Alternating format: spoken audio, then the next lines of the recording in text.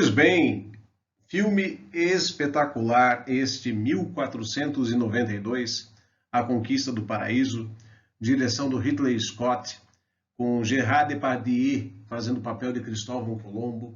É absolutamente fantástica a produção. Estava ouvindo aqui com fone de ouvido, meu caraca, velho, como emociona, não apenas a cena em si, mas a trilha sonora que é fabulosa, é fantástica, do Gênesis. Tá? É muito, muito bom o filme e não perca. Não há como introduzir uma aula, no meu ponto de vista, sobre a conquista da América, tá? Sem ter passado essa imagem, essa grande produção cinematográfica. Por quê? Em primeiro lugar, você tem a expansão marítima. Tá? Eles chegaram no território. Perfeito, legal. Sejam os espanhóis, sejam os portugueses, mais tarde franceses, ingleses, holandeses, eles chegaram, expandiram. O próximo passo o que é? Vão tomar contato com populações que aqui habitavam. Isso aqui não era terra desabitada, não foi uma descoberta, foi uma conquista. Tá? Então, o que eu tenho que fazer? Eu tenho que partir para um processo de conquista. E sim, é violento, não tem como não ser. A visão eurocêntrica, passada por séculos de história, distorce, colocando como sendo uma descoberta, como se aqui nada havia, como se nada tivesse aqui. Tá? Mas não, foi uma conquista territorial dentro de um processo de expansão. E ao chegarem aqui, os europeus, sejam espanhóis, portugueses, seja lá quem fosse, encontraram civilizações muito bem constituídas, que é o caso, por exemplo, dos maias que aparecem aí na nossa imagem. Tá? Então, a primeira coisa, gente, é entender que os maias eles se localizam nesta área aqui, ó, tá? Na península de Yucatán, fronteira do México com a Guatemala hoje. Tá? Essa civilização ficou muito conhecida recentemente, em 2012 principalmente, por conta da data do fim do mundo pelo calendário maia. Velho, grande parte da escrita e da linguagem maia até hoje não foi decifrada. Então, esquece esse negócio de calendário maia ou coisa parecida, mesmo porque estamos em 2020 e o mundo, até que se prove o contrário, não acabou. Perfeito? Da civilização maia se destacam vários aspectos, vários legados que outras civilizações posteriores acabaram adotando. Uma dessas histórias é a questão do calendário cíclico. Tá? Os maias acreditavam, assim como os astecas mais tarde também acreditarão, num calendário de 52 em 52 anos, já transformado para um padrão do calendário que nós temos, em 365 dias e 6 horas. Tá? E esse tipo de pensamento de calendário cíclico prevê que de 52 em 52 anos o mundo acaba. Tá? E por conta disso, a civilização maia recorria a sacrifícios humanos, tá? Para aplacar a fúria do deus, aí no caso Viracocha. Tá? E o que acontecia? Bom, essas pirâmides que você vê aí hoje localizadas em Cancún, que é no México, fazem parte da civilização maia, tá? Então, quando você for a Cancún, já sabe que aquilo ali é território dos antigos maias, tá? Eles tinham esses templos que você está vendo aí na imagem, na fotografia, que eram locais de sacrifício humano. Então, eles pegavam as tribos menores, tribos mais frágeis, promoviam com essas tribos verdadeiras caças, tá? Caças humanas, que fique bem claro, e aqueles que fossem, aí no caso, vitoriosos, os derrotados morreram, mas os vitoriosos eram sacrificados para aplacar a fúria do Deus com a coragem daqueles que sobreviveram. Aí você pergunta, mas putz, grila, olha só que espetáculo sangrento, meu Deus, como eles eram atrasados. Gente, é na mesma época em que a Igreja Católica fazia inquisição e queimava pessoas vivas em fogueiras inquisitoriais. O ato de sacrificar alguém de caráter religioso, por mais que não pareça justificável, para os sacerdotes, para a galera que acredita, é justificável. No caso deles ali, você vê sacrifícios humanos em nome de um deus. Tá? Antes eu citei um deus chamado Viracocha. Esse aí, no caso, que é o deus do sol, é Kukulkan. Tá? Então você tem aí vários personagens e personalidades que acabam utilizando da fé como um instrumento de poder. Nada de novidade. Beleza? O fato é que os maias, quando os espanhóis aqui aportaram, eles já não existiam como civilização independente, eles já faziam parte desse império aí, ó, do Império Azteca. Eles tinham sido conquistados pelos toltecas, e os toltecas, por sua vez, acabaram sendo conquistados pelos astecas, tá? Que formaram um império na região do atual México. Então, ó, toda essa área aqui, ó, central do território mexicano, era localização asteca, beleza? Com a expansão, eles dominam também isso aqui, constituindo um império que tem aí mais de 2 milhões de habitantes, tá? Com as populações dominadas, ultrapassava o número de 10 milhões de pessoas, tá? Para você ter uma ideia, tá? Isso correspondia a mais do que o dobro, tá? Do que a população de Portugal e Espanha juntas. Tá? As duas nações europeias juntas não dava o que tinha o Império Azteca, tá? E aí, então, processo de conquista realizado, né? Eu vou partir agora para dentro do continente. Então, primeiro são as ilhas, né? Ali da América Central. Guanahane, aí São Salvador e por aí vai. Parto para o continente. E aí eu preciso de lideranças militares. Nesse caso, então, é destacada essa figura que é o Hernán Cortés, tá? Ele acaba desembarcando no continente para ir, né, em busca de domínios, tá? Isso em 1519, ou seja, mais de 20 anos depois da chegada de Cristóvão Colombo, que chegou em 1492. E o Hernán Cortés, ele tinha pouco mais de 200 homens, mal armados, mal alimentados, para essa empreitada. E aí, caminhandinho aqui, caminhandinho ali, ele observa as noções de tribos que havia na região e acaba entrando no cerne do Império Azteca. A cidade aí, no caso, a cidade central do Império Azteca é Tenochtitlan, tá? E o que acontece quando ele chega em Tenochtitlan, a capital do Império Azteca? Ele se depara com uma cidade monstruosamente grande.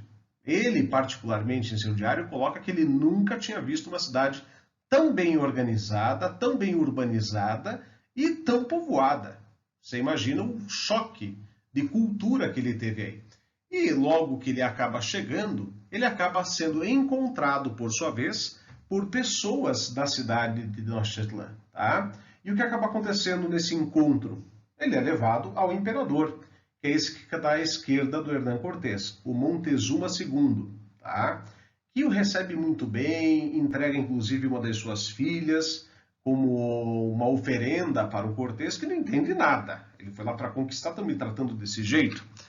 É aí que, então, ele, em contato com a filha do Montezuma II, ele vai ensinando fragmentos de espanhol para ela, ela ensina fragmentos de Nahuatl, que é a língua asteca, para ele vai começando a entender que, putz, me confundiram com um deus. É o deus, no caso aí, Quetzalcoatl, tá?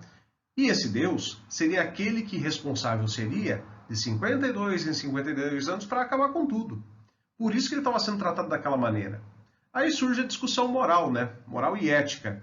O que você faria no lugar do Cortés?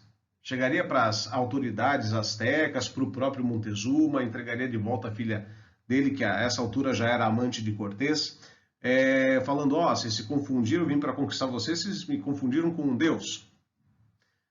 Não, né? O que o Cortés fez foi cometer um massacre, um genocídio, tá? Quetzalcoatl era representado dessa maneira, e essa imagem da serpente emplumada você encontra hoje na bandeira do México, tá? Quetzalcoatl, que era agora o Cortés, começa então a estimular um conflito entre as tribos que eram dominadas pelos astecas contra os astecas, enfraquecendo militarmente isso aí. E isso é presenciado pelo frei que acompanhou todo esse processo, que é o Bartolomé de las Casas, que é o cara que vai desenhar todo esse processo. Tá?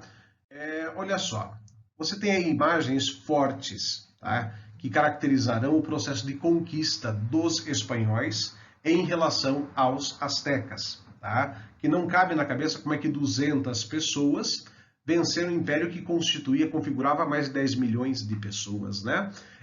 O que acontece? Cortés pede reforços, vem 500 soldados com cavalos. Cara, isso também não vence 10 milhões, né? O que venceu esses 10 milhões foi a questão da histeria religiosa, tá? Em conjunto com doenças que os espanhóis trazem. Tá? No atual momento você vê esse tipo de transmissões viróticas, ou virais, como você queira falar, como é o caso do coronavírus. A velocidade que isso acaba afetando. Imagine numa concentração demográfica tamanha que era o Império Azteca, você trazer um vírus da gripe, a sífilis, gonorreia e outras doenças desconhecidas pelos nativos. Isso facilita o processo de conquista. Tá? Fora isso, a crueldade e violência dos espanhóis, conforme você pode ver nas imagens do Las Casas. Tá? Aí você vê uma criança sendo arremessada contra uma parede. Tá? Os cavalos que o Azteca nunca tinha visto antes, para ele era um monstro, um cavalo, tá? Sendo jogados contra a população. Tá? Aí você vê soldados espanhóis cortando as mãos à direita na figura dos aztecas, à esquerda sendo assado. Tá? Aí a mesma coisa, partes dos aztecas sendo dadas como alimento para cães. Tá? E por aí vai. Olha ao fundo dessa imagem a pilha de cadáveres, tá? Para você ter uma noção do processo violentíssimo de conquista que os espanhóis impuseram. Perto do que o espanhol fez, o português foi light aqui em território brasileiro. Tá? Aí você vê mais imagens, tá? E não pense que essas imagens chocaram a Espanha, isso era visto com naturalidade. Há inclusive quem estude bem aprofundadamente isso, que o espanhol que acaba desembarcando nas Américas, ele vê o nativo como sendo o novo muçulmano que ele já havia derrotado em 1492, expulsado da Península Ibérica depois de 700 anos da Guerra de Reconquista. Então só mudou o inimigo, porque a ferocidade espanhola, o vermelho da fúria, o vermelho do sangue, continua agora. Beleza? Aqui uma imagem de vírus trazidos pelos europeus que afetaram a população nativa, tá? Que facilitou também o processo da conquista. No caso da América do Sul, aqui na Cordilheira dos Andes, ó, deixa eu fazer aqui um esboço aqui para vocês. Vocês tinham o Império Inca, que era comandado por essa figura à esquerda chamada Atahualpa. Tá? À direita você tem o Francisco Pizarro, que em 1529, 10 anos depois do Cortés desembarcar na América Central, ele desembarca em território aqui da América do Sul. E procurava, assim, tresloucadamente Eldorado. Eu já comentei no vídeo anterior da expansão marítima. Era uma daquelas lendas que surgiram com as navegações. E procura aqui, não acha. Por quê? Porque não existe.